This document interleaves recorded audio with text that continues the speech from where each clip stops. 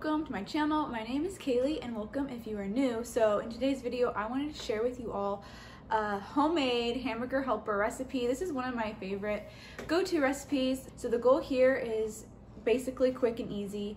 I have here right now with me my two youngest.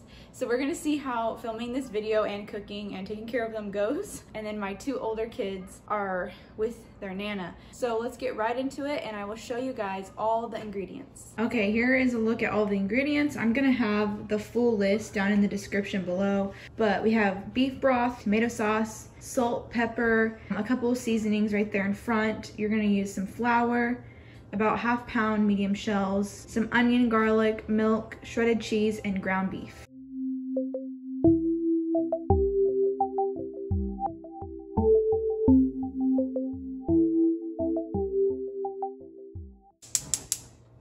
Okay, I have the heat about at medium. This is 1 pound meat. This is 80% lean, 20% fat. I am just breaking it up while browning it. If your meat is really fatty, you can drain off some of the fat. Okay, now I'm adding in about 3 or 4 cloves of garlic. I would say the meat is about 60% browned, but I'm adding in the garlic already because I want to. In goes the diced onion. Okay, now I'm gonna add the salt and pepper. Pepper you can do however much you want. I don't know, I just kind of eyeball it. And then salt, I'd say what I like to do is just put it into my palm. And this is how I measure stuff most of the time.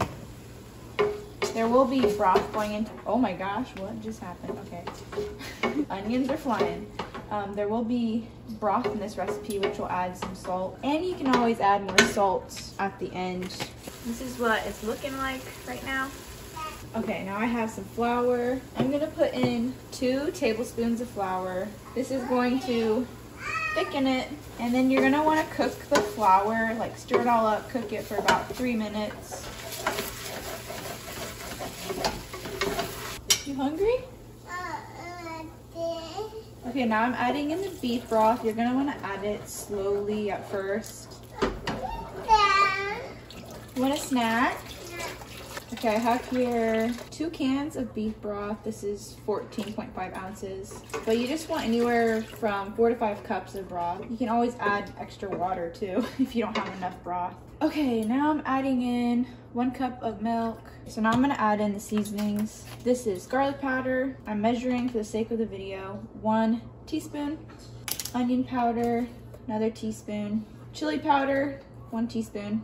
Italian seasoning, again, 1 teaspoon. Then we have some ground paprika, 1 teaspoon. This is cayenne pepper.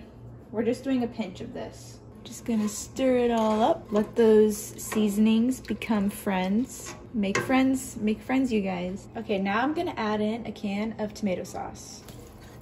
Okay, you're gonna wanna bring this to a boil and then add in your pasta shells. So it is boiling now. I have some medium shells. This is about ½ pound. I don't like to do the whole box because I feel like it's too much.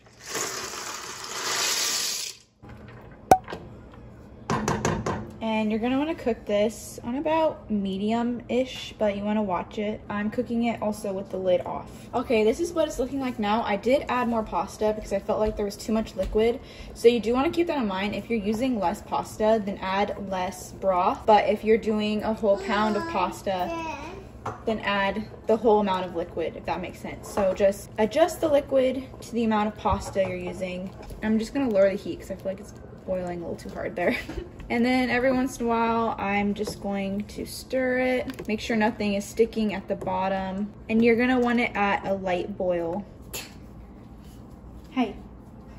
Baby Jack would be in there, but I put him down for a nap. Where's Jack? Yeah. He's sleeping. Okay, this is how it's looking. And while the shells are cooking, I like to shred the cheese. Okay, I'm gonna tilt this so you can actually see it, but actually you can't even see it now.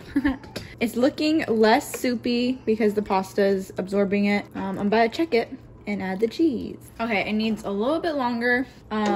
but at the end where all the broth is being absorbed, where there's less broth, you really need to make sure that it doesn't stick to the bottom because it will start to stick if you walk away for too long. Mr. Jack woke up from his nap, so we're gonna try to finish up this video. Yeah.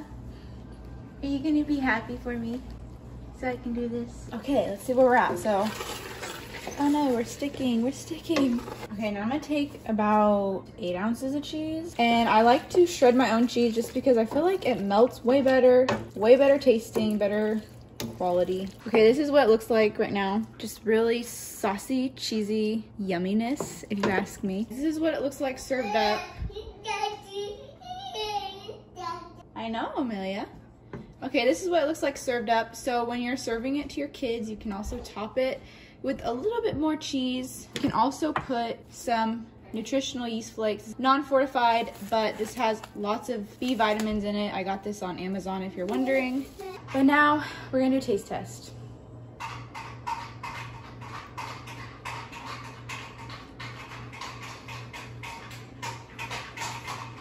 It's good.